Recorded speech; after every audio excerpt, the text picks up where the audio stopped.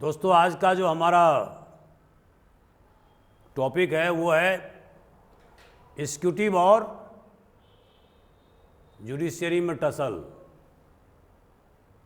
और किस तरह से हमारे यहाँ संवैधानिक विकास हुआ, ये जानना जरूरी है। क्योंकि आप जानते हैं कि कोई भी संविधान कितना भी बड़ा क्यों न हो, सारी चीज़ नहीं लिखी जा सकती है। आपको पता है कि 26 जनवरी 1950 को हमारा संविधान लागू हुआ, और उसके ठीक 15-16 साल के बाद, मतलब 1967 या उसके पहले 1960 में, उसमें कुछ विरोधाभास होने लगे।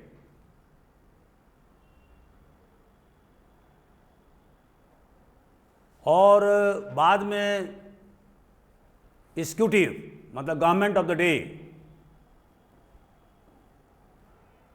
जो बेसिकली मिसेस गांधी की सरकार थी। आपको पता है कि श्रीमती इंदिरा गांधी 1966 में प्रधानमंत्री बनी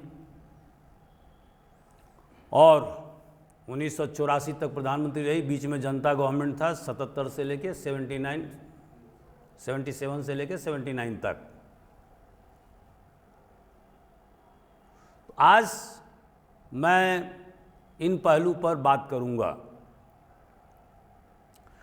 दोस्तों, बेरूबारी केस ये 1960 में, इसमें सुप्रीम कोर्ट ने क्या कहा था कि preamble is not the part of the constitution of India. You know, preamble we the people of India, preamble मतलब प्रकथन। प्रियम्बुल इज नॉट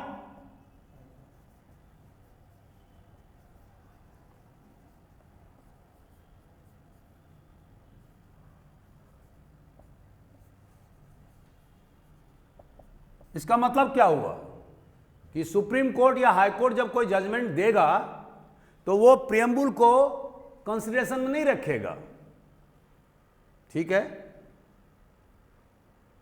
लेकिन आपको, हमको, सबको मालूम है कि प्रियम्बुल क्या है। प्रियम्बुल जो है वो ऑब्जेक्टिव रिजोल्यूशन का ही एक्सटेंशन है। और ऑब्जेक्टिव रिजोल्यूशन जवाहरलाल नेहरू ने, जब देश आजाद भी नहीं हुआ था, तो 13 दिसंबर 1946 को, जो मैंने कल बताया था आपको,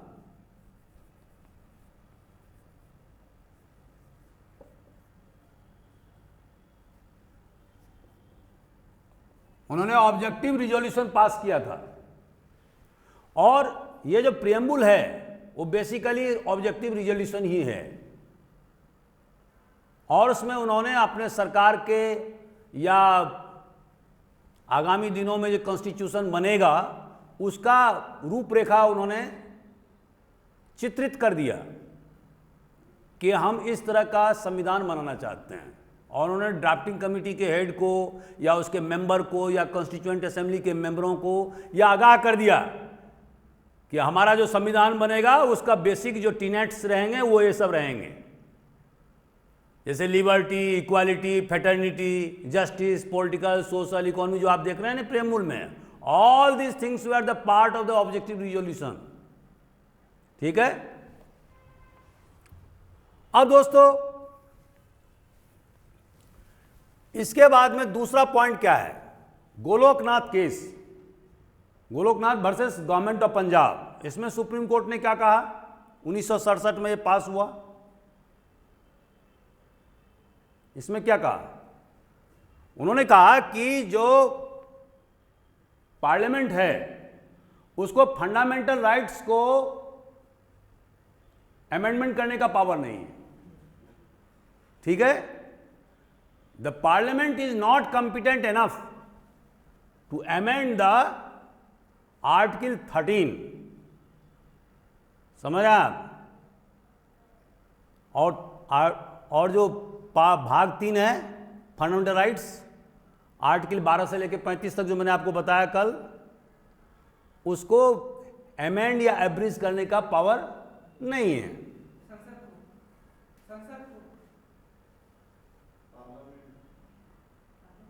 माने पार्लियामेंट को, माने संसद को ये अधिकार नहीं है, ठीक है। ये बहुत बड़ी बात हो गई। इसका मतलब यह हुआ कि पार्लियामेंट के अधिकार को सुप्रीम कोर्ट के द्वारा सीमित कर दिया गया। मतलब पार्लियामेंट अगर कोई फंडामेंटल राइट्स या मौलिक अधिकार में किसी प्रकार का कोई परिवर्तन करना चाह रहा हो या संशोधन करना चाह रहा हो तो वो नहीं कर सकता है, ठीक है। अब दोस्तों, इसके जवाब में श्रीमती गांधी की सरकार ने 1971 में 24वां अमेंडमेंट लाया, 24th अमेंडमेंट, और जिसके तहत में उन्होंने अमेंडमेंट में क्या कहा कि नहीं, पार्लियामेंट को फंडामेंटल राइट्स जो भाग 3 में जो दर्शाए गए हैं उसको अमेंडमेंट करने का पावर है। इवन जो आर्टिकल जो 368 है, जो amending power of the constitution है, ठीक है, उसको भी अमेंडमेंट करने का पावर है। अब वो एक स्टेप और आगे बढ़ गए, समझ रहे हैं आप, कि not only the fundamental rights but even the amending power of the constitution which is enshrined in the article 368 can be amended by the parliament. मतलब parliament has overarching power. Parliament's power cannot be diluted by the Supreme Court's dictates. अब देखिए दोनों में tussle हुआ कि नहीं हुआ। यानी सुप्रीम कोर्ट के डिक्टेट से पार्लियामेंट के पावर को डाइल्यूट नहीं किया जा सकता है। मैंने इवन 368 आर्टिकल 368 को भी पार्लियामेंट अमेंड कर सकता है, what to speak about the fundamental rights. और इसके लिए उन्होंने 368 में क्लॉज लगा दिए 4-5, ठीक है, किसी दिन हम अलग से आपको बताएंगे।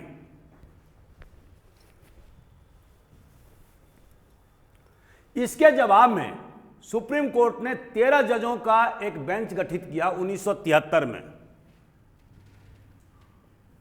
और दोस्तों ये केस सबसे प्रसिद्ध केस है अभी तक के जुडिशियल इतिहास में, और वो क्यों है उसके बारे में हम ये बताएंगे आपको।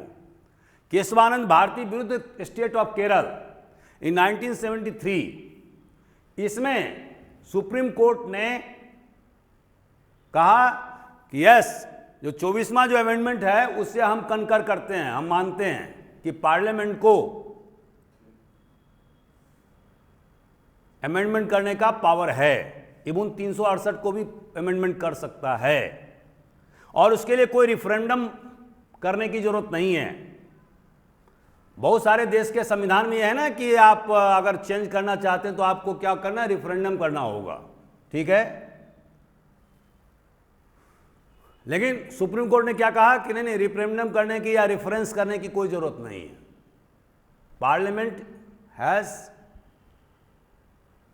एब्सोल्यूट पावर कि वो चेंज कर सकता है, ठीक है, अमेंडमेंट करने का पावर है। लेकिन उसमें उसने एक राइडर लगा दिया, और राइडर क्या था, बेसिक स्ट्रक्चर या फीचर्स। पार्लियामेंट ने कहा कि ठीक है, आपको सारा चीज है, आपको सारा पावर है, आप संविधान के किसी भी भाग को आप अमेंड कर सकते हैं, पार्लियामेंट को ये ओवर आर्किंग पावर है, ठीक है। लेकिन वो basic structure of the constitution को चेंज नहीं कर सकता है। लेकिन बेसिक स्ट्रक्चर या बेसिक फीचर्स क्या है, ये सुप्रीम कोर्ट ने कभी व्याख्या प्रस्तुत नहीं किया। माने it has never defined what is basic structure. अब दोस्तों, अब क्या हो गया है, समय, परिस्थिति और काल के हिसाब से सुप्रीम कोर्ट किसी भी एक्ट को जो पार्लियामेंट के द्वारा पास किए गए हैं उसको व्याख्या कर सकती है। माने supreme court has got wider power of judicial review, ठीक है, अनलिमिटेड जिसको आप बोल सकते हैं। और ये जो बेसिक फीचर या बेसिक स्ट्रक्चर का जो सिद्धांत है वो बहुत ज़्यादा पॉपुलर हुआ दूसरे देशों के संविधान में भी। दूसरे देश के जुडिशरी जैसे Bangladesh, Malaysia, Philippines, Indonesia, even Pakistan, they all adopted this basic feature of the constitution, you know. ये बहुत पॉपुलर हो गया, इवन पश्चिमी देशों में भी। तो it is a judicial innovation of the supreme court of India, you no. अब दोस्तों बहुत सारे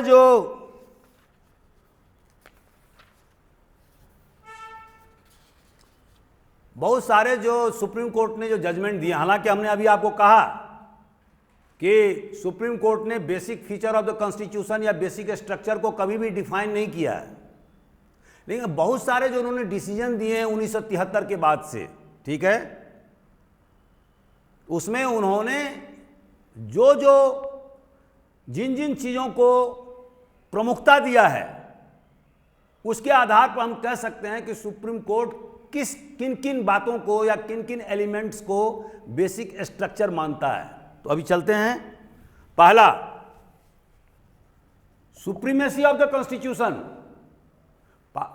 जुडिशरी ने, खास करके सुप्रीम कोर्ट ने, कभी भी कॉन्स्टिट्यूशन की सर्वोच्चता से कभी भी कंप्रोमाइज नहीं किया, ठीक है। और यह अधिकार उन्होंने अपने पास में रखा हुआ है कि जब भी कोई भी एक्ट या कोई बिल या कोई कानून पार्लियामेंट से पास किया जाएगा या स्कूटी के द्वारा कोई भी कानून लागू किया जाए, स्कूटी भी लागू करती है ना, या कोई सबऑर्डिनेट लेजिस्लेशन, तो उसको supreme court supremacy of constitution के आलोक में, in the light of the supremacy of the constitution, उसको टेस्ट करेगा कि वेदर इट इज ए टीनेबल और नॉट टीनेबल, ठीक है। क्या सुप्रीमेसी ऑफ द कॉन्स्टिट्यूशन से वो मेल खा रहा है या नहीं खा रहा है? समझ रहे हैं आप मेरी बात को? तो सुप्रीमेसी ऑफ द कॉन्स्टिट्यूशन को उन्होंने हमेशा सबसे ऊपर रखा, ठीक है। दूसरा, रूल ऑफ लॉ। कल मैंने आपको बताया था कि हमारे यहां पॉलिटिकल डेमोक्रेसी की स्थापना फंडामेंटल राइट्स के द्वारा की गई है और सोशियो इकोनॉमिक डेमोक्रेसी की स्थापना directive principles of state policy के द्वारा की गई है, ठीक है। और मैंने आपको डिटेल में व्याख्या प्रस्तुत किया था कि what is political democracy and what is socio and economic democracy. Socio economic democracy दोस्तों क्या होता है? What is this? ऐसा समाज जिसमें किसी प्रकार का कोई भेदभाव नहीं हो, ऊंच नीच नहीं हो, जैसे हमारे समाज में हजारों वर्षों तक चलता रहा है। ब्राह्मणों के लिए अलग नियम था, शेड्यूल कास्ट के लिए अलग नियम था। अब हमारा जो वर्तमान जो संविधान है वो क्या कहता है कि there is no discrimination based upon social origin, caste के आधार पर, रिलीजन के आधार पर, जो आर्टिकल 15 में लिखा हुआ है कि कास्ट के आधार पर, रिलीजन के आधार पर, गोत्र के आधार पर, डिसेंट के आधार पर, सेक्स के आधार पर किसी प्रकार का कोई भेदभाव नहीं होगा। ये क्या है? टोटल सोशल डेमोक्रेसी स्थापित करने का मतलब ऐसा समाज स्थापित किया जाएगा जिसमें किसी प्रकार की कोई सोशल स्टिग्मा नहीं होगा कि हम छोटे जाति के हैं और कोई बड़ा जाति का है। Everybody is equal in the eyes of the law. और रूल ऑफ लॉ क्या कहता है? Rule of law what is this? कानून का शासन क्या है कि कानून के समक्ष हर आदमी समान है, चाहे वो कोई भी, चाहे वो आसामीज हो, चाहे बिहारी हो, या एमपी का हो, या महाराष्ट्र का हो। भारत का संविधान सबके लिए समान है, ठीक है।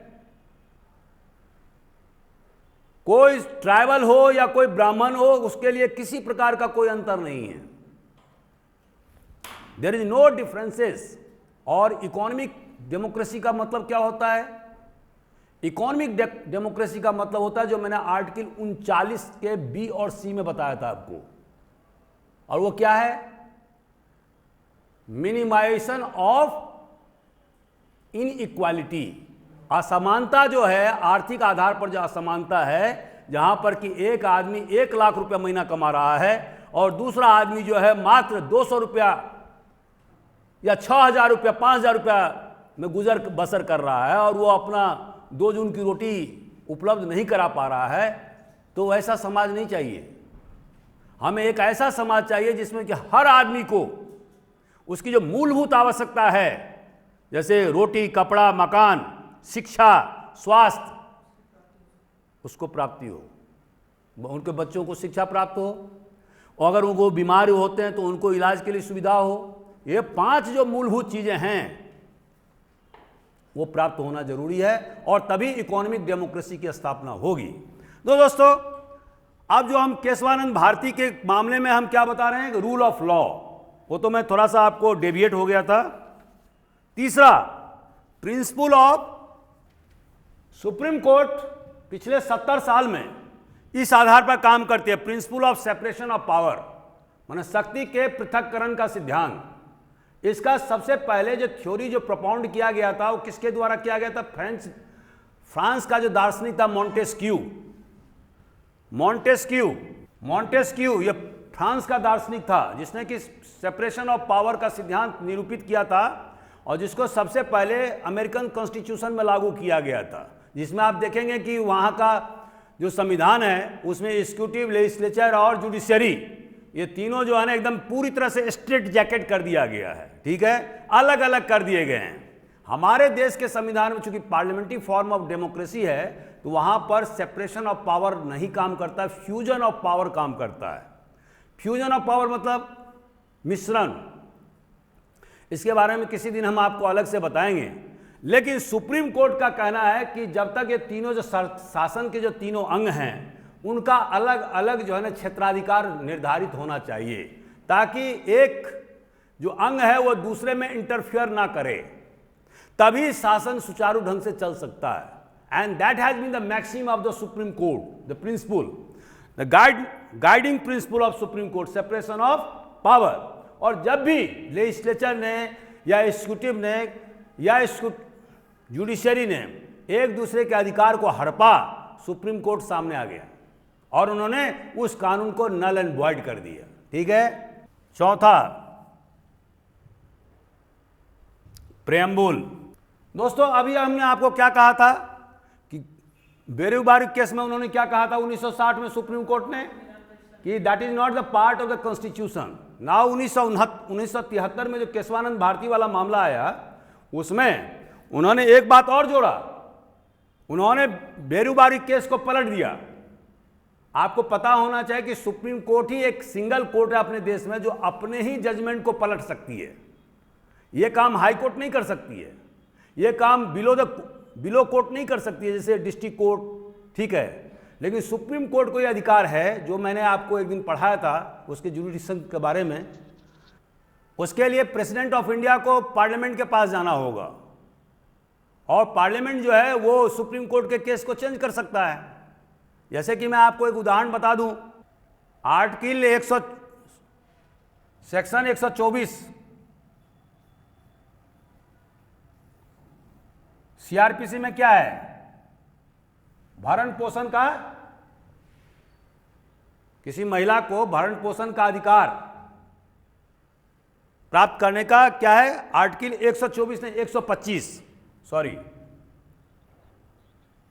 125 में प्रावधान है कि अगर कोई महिला जिसको कि उसके पति के द्वारा छोड़ दिया गया है या उसका ठीक ढंग से गुजारा, उसको मेंटेनेंस नहीं दिया जाता है, तो मेंटेनेंस के लिए वो महिला जो विवाहित महिला है वो कोर्ट में, मतलब बिलो द कोर्ट में, मतलब इवन सीजीएम कोर्ट में जाकर के पिटीशन दायर कर सकती है।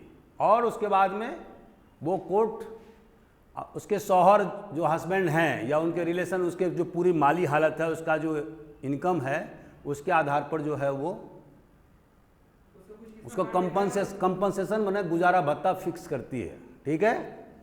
अब दोस्तों, ये सुप्रीम कोर्ट में जब मामला गया एक महिला का, उसका केस का नाम क्या था बताइए आप लोग हैं, राजीव गांधी गवर्नमेंट के समय में।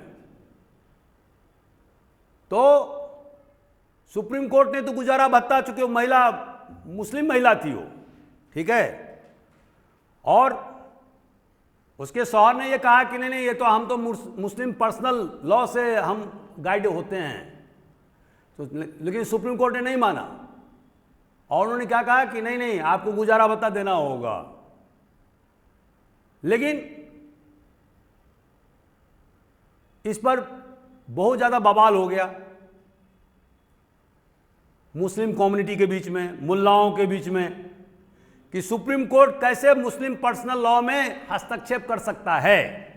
और उन्होंने तत्कालीन गवर्नमेंट माने राजीव गांधी गवर्नमेंट पर, जिसको 3/4 बहुमत हासिल था, उन पर प्रेशर डाला और प्रेशर डाल करके राजीव गांधी गवर्नमेंट ने क्या किया, सुप्रीम कोर्ट के केस को पलट दिया, मतलब नल एंड वॉइड कर दिया।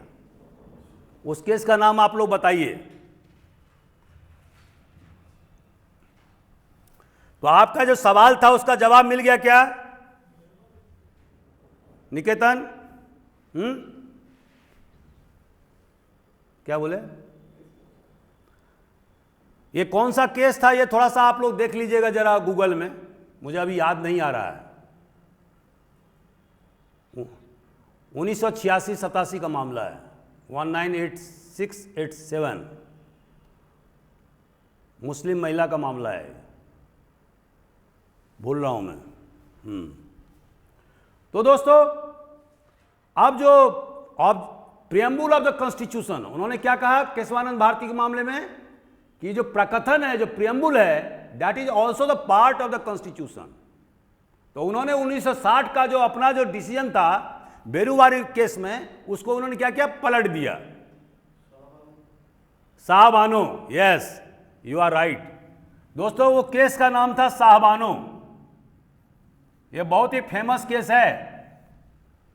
ये लेडी थी साहबानो, 70-75 साल की, और इसने अपने शौहर के खिलाफ में केस दायर किया था, ठीक है। और सुप्रीम कोर्ट ने धारा 125 सीआरपीसी के तहत में उसे मेंटेनेंस में गुजारा भत्ता दिया था, बहुत नॉमिनल।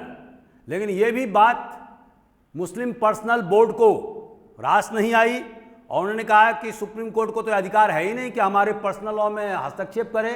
तत्कालीन राजीव गांधी गवर्नमेंट को उन्होंने बहुत ज़्यादा प्रेशर माउंट किया, जगह जगह उन्होंने आंदोलन खड़ा किया। और राजीव गांधी गवर्नमेंट ने क्या किया कि साहबानो केस में जो सुप्रीम कोर्ट का जजमेंट था उसको क्या किया, पलट दिया। और यहीं से आप देखेंगे कि हिंदूवादी तत्व का उभार शुरू हो गया।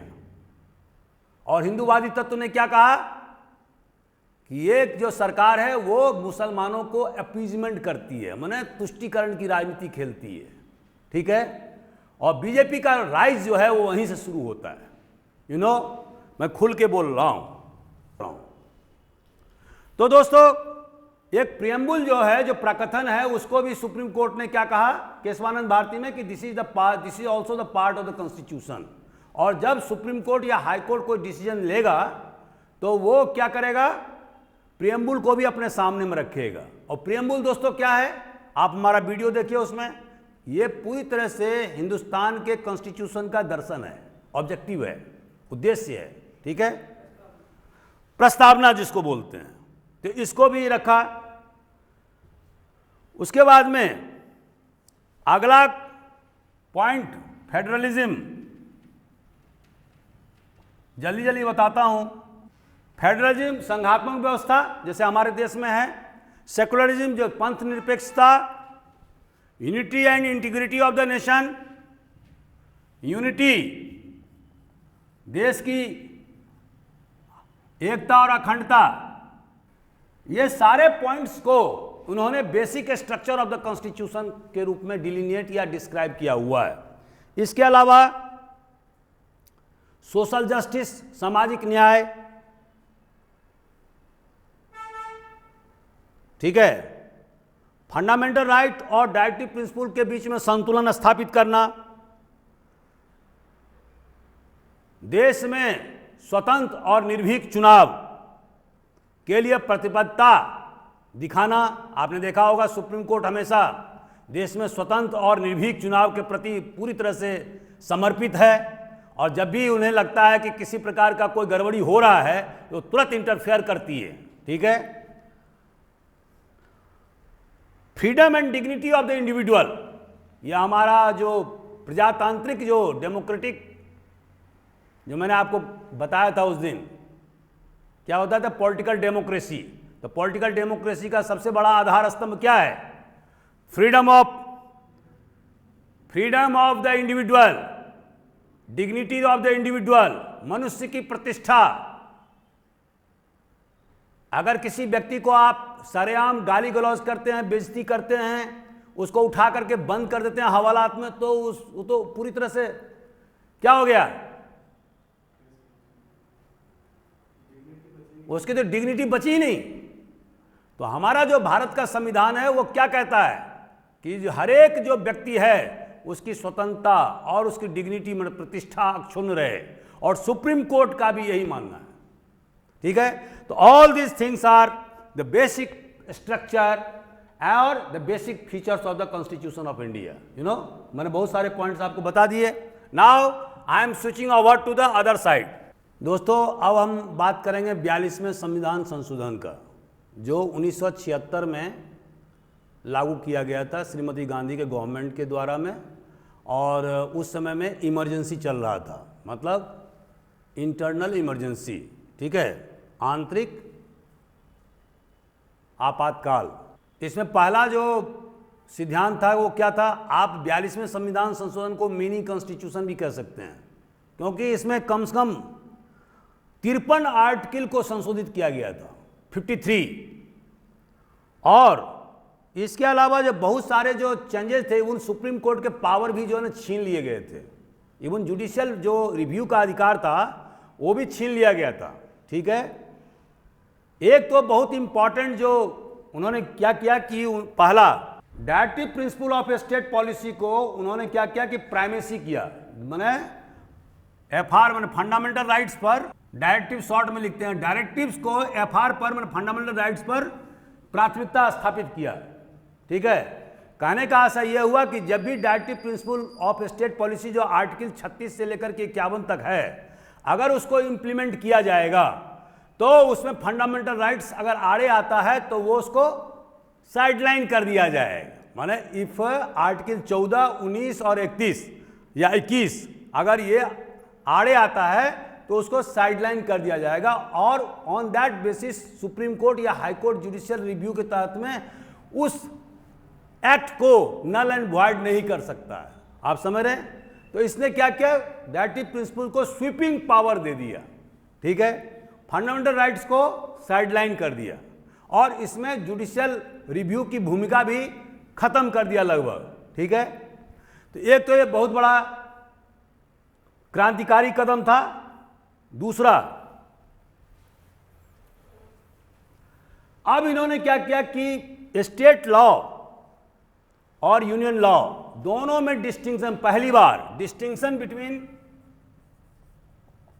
ज्यादा आपको जानने की जरूरत नहीं है लेकिन शॉर्ट में बता देता हूं, डिस्टिंक्शन बिटवीन यूनियन लॉ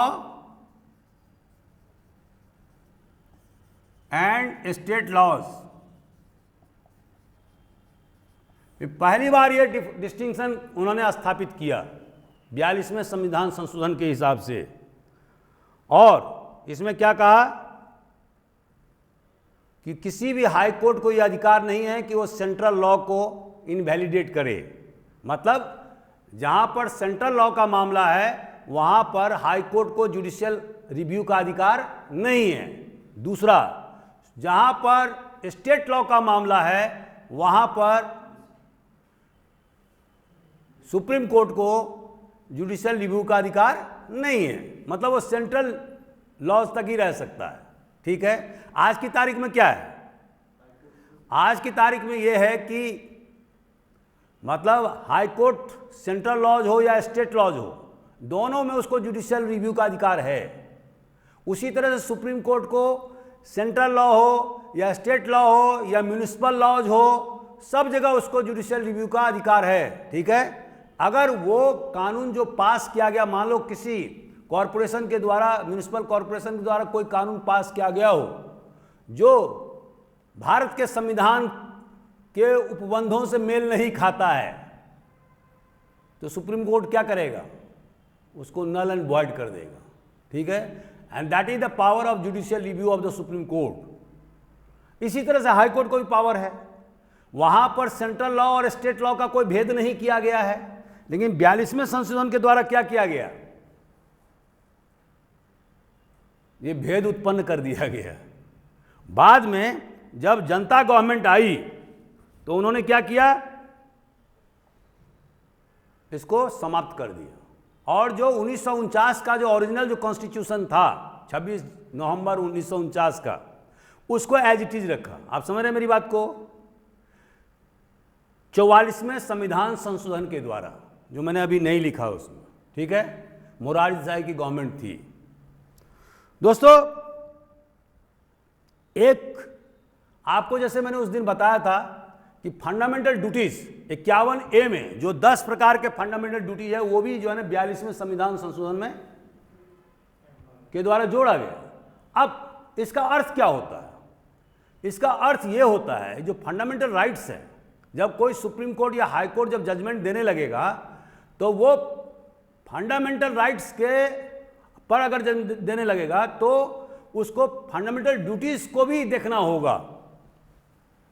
तो कुल मिला के क्या हुआ, the scope of fundamental rights was narrowed down, माने उसको स्कोप है उसको कम करने का प्रयास किया गया bye inserting the clause regarding fundamental duties.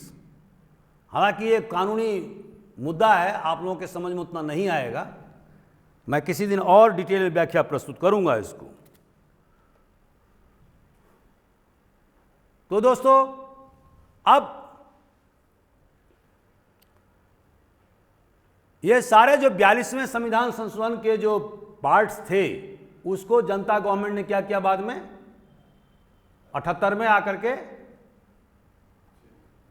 उसको रेस्टोर किया, और उन्होंने सुप्रीम कोर्ट या हाई कोर्ट के जो जुडिशियल रिव्यू के अधिकार थे उसको 43वें और 44वें संविधान के संशोधन के द्वारा उसको दुरुस्त किया गया, ठीक है। और इसके बाद दोस्तों, श्रीमती गांधी की सरकार जब 1980 में आई,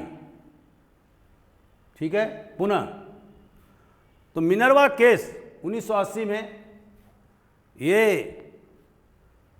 इसमें सुप्रीम कोर्ट ने क्या कहा, सुप्रीम कोर्ट ने यह समझा कि हम जो इतना ज़्यादा फंडामेंटल राइट्स पर या पॉलिटिकल डेमोक्रेसी की बात कर रहे हैं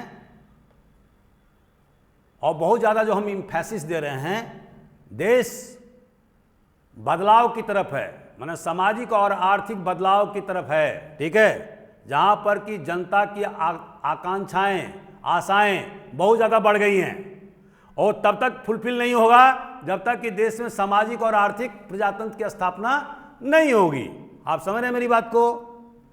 तो हमें कंधे से कंधे मिला के चलना होगा। अगर हम देश के संविधान में या देश के जनता के निगाहों में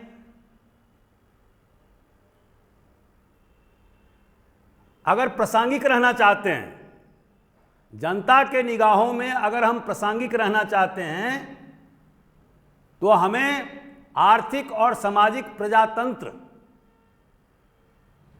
की तरफ भी ध्यान देना होगा, क्योंकि आम जनता की जो आशा है, जो आकांक्षा है, वो बहुत ज़्यादा बढ़ गई है। तो ऐसी स्थिति में उन्होंने, सुप्रीम कोर्ट ने 2 काम किए।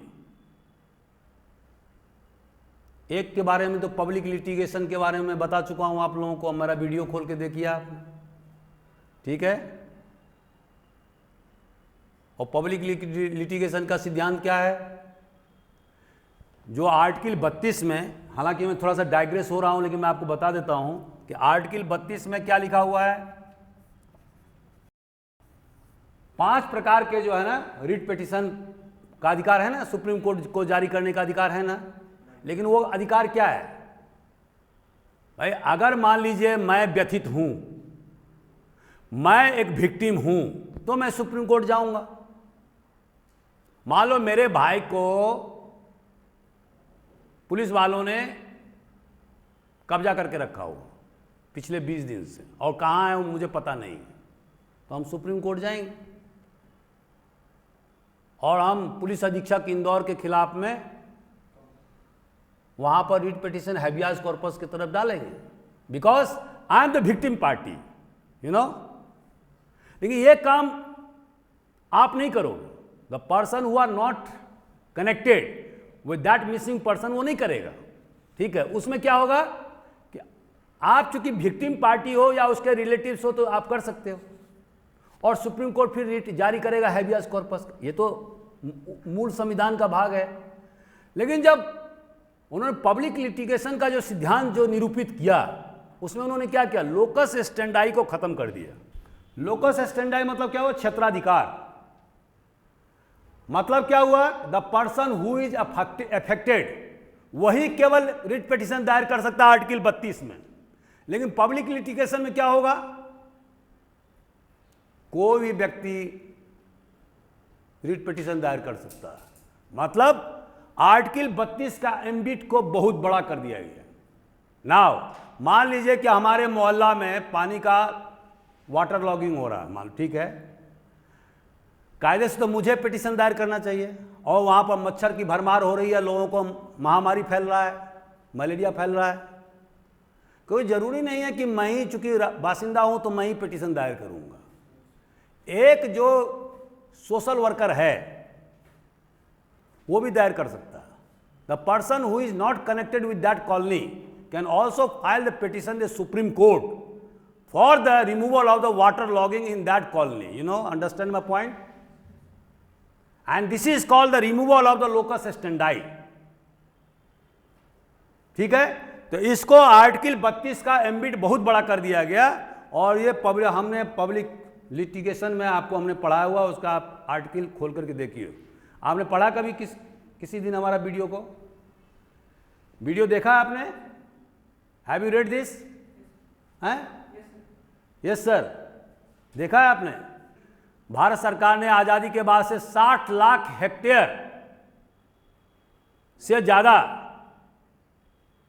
क्या बताया था, भूमिहीनों को जमीन दिया, बंटवारा किया है। ठीक है, दो surplus land which where taken over by the government of India after the abolition of the zamindari system. मैंने बताया था कि नहीं बताया था? अगर मेरा आप वीडियो देखिए वहां तो आपको पूरा डिटेल में व्याख्या मिलेगा। तो आप ये नहीं कह सकते कि साहब हम तो ये एक ही चीज, हम history, political science, geography, Indian economy, all जितने भी हम आपको बता रहे हैं सब एक दूसरे से इंटर रिलेटेड है। इवन इथिक्स जो मैंने आपको गांधीयन थॉट्स बढ़ाया, और आप directive principles of state policy देख लीजिए, उसमें बहुत सारे गांधीयन थॉट्स हैं। क्या क्या है? जैसे आर्टिकल 40 कि विलेज का जो ऑर्गेनाइजेशन होगा वो कैसे होगा, पंचायत राज सिस्टम के आधार पर होगा, जिसके लिए भारत सरकार ने बाद में 73वां और 74वां संविधान संशोधन लागू किया 1993 में, जिसका हमारा वीडियो है, आप उसको देखिए। पंचायती राज व्यवस्था ये क्या है? This is the implementation of the directive principles of state policy. ठीक है, आर्टिकल 39 बी और सी का इंप्लीमेंटेशन क्या हुआ? एबोलिशन ऑफ जागीरदारी सिस्टम या जमींदारी सिस्टम इन 1951। यह आपको क्वेश्चन भी आता है यूपीएससी में कि आप बताइए कि आज़ादी के बाद से हिंदुस्तान की सरकार ने डायरेक्टिव प्रिंसिपल्स को इंप्लीमेंट करने के लिए क्या क्या कदम उठाए हैं। जैसे खादी ग्रामोद्योग कमीशन की स्थापना भारत सरकार ने किया हुआ है। वो क्यों किया है? आर्टिकल 43 के तहत में। और ये कुटीर उद्योग को प्रोत्साहन, ये किसका पॉलिसी है? गांधी जी का है। ठीक है, शराबबंदी आर्टिकल कितने में है? ये शराबबंदी जो है वो किसका फिलॉसफी है? गांधी जी का। और देश से आजाद हुआ उसके बाद से गुजरात में शराबबंदी लगा हुआ है आज, क्योंकि वहां पैदा हुए थे। अभी बिहार में भी लागू है, नीतीश कुमार ने किया हुआ पिछले 7-8 साल से। ठीक है, और इस बार तो इंदिरा महिलाओं ने पूरे तरह से वोट दिया नीतीश कुमार को इसी शराबबंदी। हालांकि उससे 6000 करोड़ का नुकसान होता है बिहार सरकार को। तो ये सारे चीज क्या हैं? एक दूसरे से जुड़े हुए हैं। आप ये नहीं कह सकते कि साहब ये तो अलग है, ये अलग है। नो, आज हम जो पढ़ा रहे हैं उसका आप देखिएगा 1-2 दिन के बाद में दूसरे जो हम आर्ट के जो टॉपिक पढ़ाएं उसमें भी उसका इफेक्ट आने लगेगा आपको, ठीक है।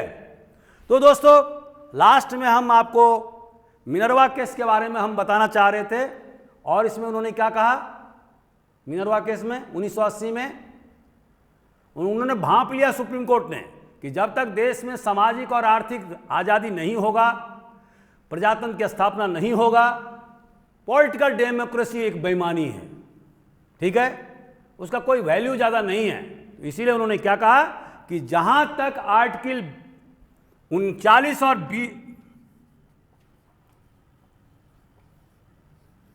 बी और सी की बात आएगी, whenever the question arises as to the implementation of the article 39 B and C, it will have primacy over the fundamental rights under article 14, 19, 31, 21 and court will not interfere। आप समझ रहे हैं मेरी बात को, मैं what I am telling you हैं। उन्होंने कहा कि जब भी देश की सरकार या राज्य सरकार या केंद्र की सरकार आर्टिकल 39 बी और सी जो डायरेक्टिव प्रिंसिपल्स का भाग है इसको जब क्रियान्वयन करने की कोशिश करेगा, तो ऐसी परिस्थिति में कोर्ट जो है वो आर्टिकल 14 माने समता का अधिकार, या आर्टिकल 19 माने स्वतंत्रता का अधिकार, या आर्टिकल 21 मतलब स्वतंत्रता और जीवन का अधिकार, right to freedom and liberty हमने आपको, और यह आर्टिकल 31, इसके ये आर्टिकल जो है ना आड़े नहीं आएगा, मतलब इंप्लीमेंट होने देगा। अब दोस्तों ये आर्टिकल 39 बी और सी क्या है? 39 बी और सी क्या कहता है? यह कहता है कि समाज में बहुत ज्यादा असमानता नहीं होना चाहिए, समानता को there should be reduction of inequality, जो मैं भी अब आपको बताया था। ऐसा नहीं होना चाहिए कि कोई 10 लाख रुपया महीना कमा रहा है और कोई भूख से तड़प रहा है। इसका मतलब यह होता है कि हर आदमी को रोजी रोटी की व्यवस्था होनी चाहिए, रोटी, कपड़ा, मकान, रोजगार, शिक्षा और स्वास्थ्य। ये कितने हुए? 6 प्रकार हुए ना। ये 6 मूलभूत जो आवश्यकताएं हैं उसकी पूर्ति हर एक नागरिक को होना चाहिए, हर आदमी हिंदुस्तानी को होना चाहिए। दैट इज कॉल्ड, मतलब ये नहीं है कि आप जो है जो बड़े जो सेठ हैं या धनी लोग हैं या कैपिटलिस्ट हैं उसका जो पूरा प्रॉपर्टी है उसको गरीब जनता में बांट दीजिए। तो जवाहरलाल नेहरू कहा कि this is the socialism of poverty, ठीक है, कि आप कैपिटलिस्ट का पूरा प्रॉपर्टी डिस्ट्रीब्यूट कर दीजिए आम जनता में, इससे कोई सॉल्यूशन नहीं होगा। सॉल्यूशन किस बात से होगा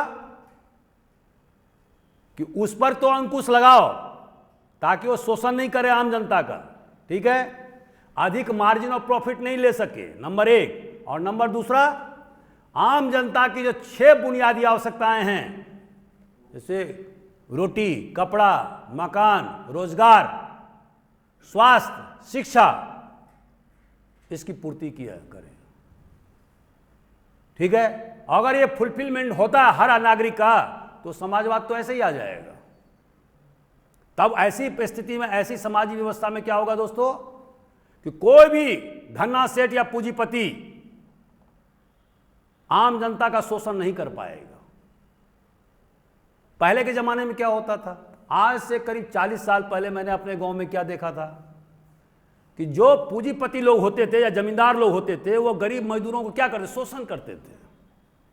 वो पूरे दिन तक काम कराते थे, पूरे दिन, और उसके बाद में उनको मजदूरी में कितना था, 4 सेर धान, 5 सेर धान, 5 सेर धान, वो किलो में कितना होता, 3.5 किलो, 8 घंटा 10 घंटा काम कराने के बाद।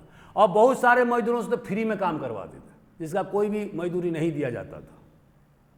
आज की तारीख में क्या हो रहा है, आज की तारीख में मजदूरों के पास में बार्गेनिंग कैपेसिटी हो गया है।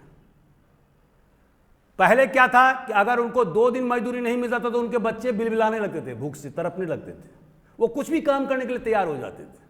आज की तारीख की सच्चाई क्या है? मनरेगा के कारण से, सब्सिडी के कारण से,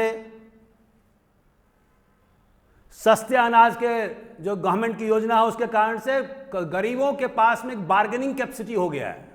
अगर वो 10-20 दिन काम भी नहीं करेंगे तो चलेगा। और इसलिए गांव देहातों में हम देखते हैं, बिहार जैसे पिछड़े राज्य में हम क्या देखते हैं कि एक मजदूर एक दिन के लिए 300 रुपये लेता है और नहीं तो काम नहीं करता है, मतलब नहीं करेंगे काम। क्यों? अब उसको भूख का डर नहीं है, मतलब कम से कम 1 महीने के लिए। और 1 महीना का जो लीवरेज है वो बहुत बड़ा लीवरेज है, ठीक है। तो इसके कारण से क्या हुआ? मजदूरी का दर भी बढ़ गया, ठीक है। लोगों का जीवन ऊंचा हो गया है। अब जो गांव के जो धन्ना सेठ हैं, जो जमींदार हैं, अभी भी जमींदार हैं, तो वो उनको पहले के जमाने की तरह शोषण करने की स्थिति में नहीं है, ठीक है, खत्म है। तो उन्होंने क्या कहा? आर्टिकल 39 क्या है? बी 39 में बहुत सारे फिक्रे हैं जिसके बारे में हम कल व्याख्या कर चुके हैं। 39 बी में क्या है कि there should not be concentration, sorry, there should not be inequalities, माने देयर शुड बी, माने जो असमानता है उसको कम करने का प्रयास राज्य को करना चाहिए, नंबर 1।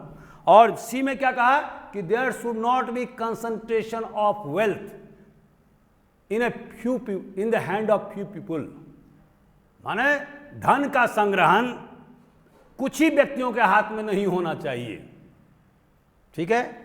और इसलिए आपने देखा होगा कि सरकार ने कितने कानून बनाए हुए हैं, ठीक है।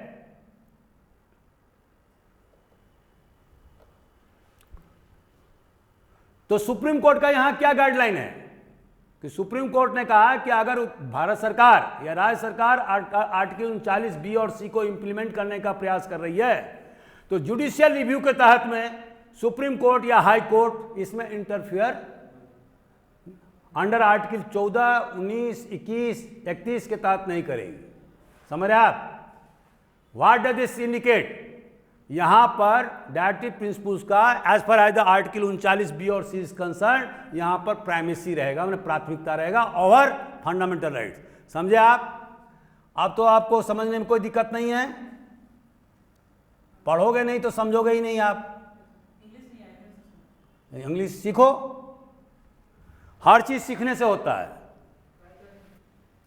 मैंने तो एमपीपीएससी और यूपीएससी दोनों में तो अंग्रेजी मीडियम से ही लिखा था, और मुझे याद है कि मैं उस एग्जाम सेंटर पर अकेला था जो अंग्रेजी में लिख रहा था सन 86 में। I was the only person there.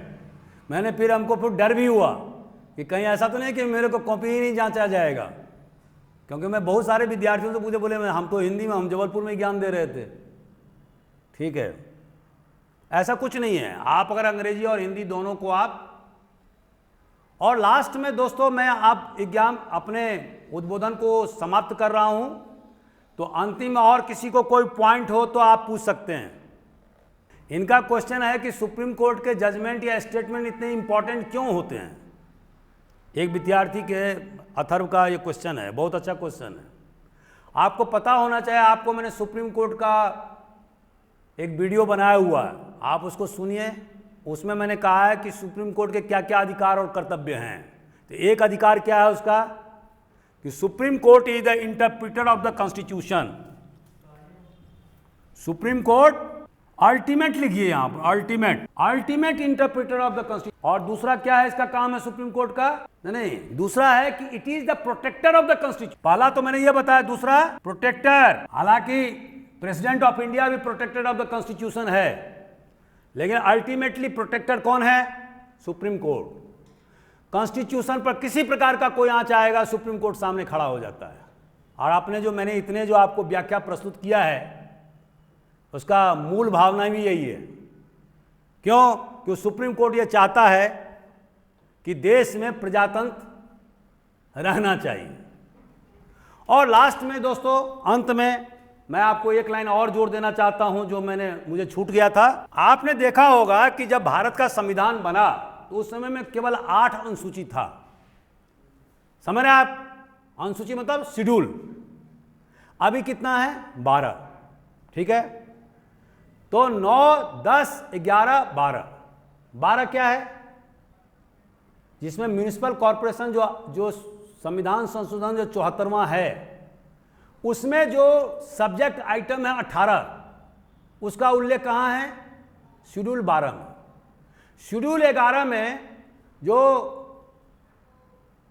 पंचायती राज है, उसमें जो शेड्यूल है, माने उसमें आइटम कितने हैं? 29।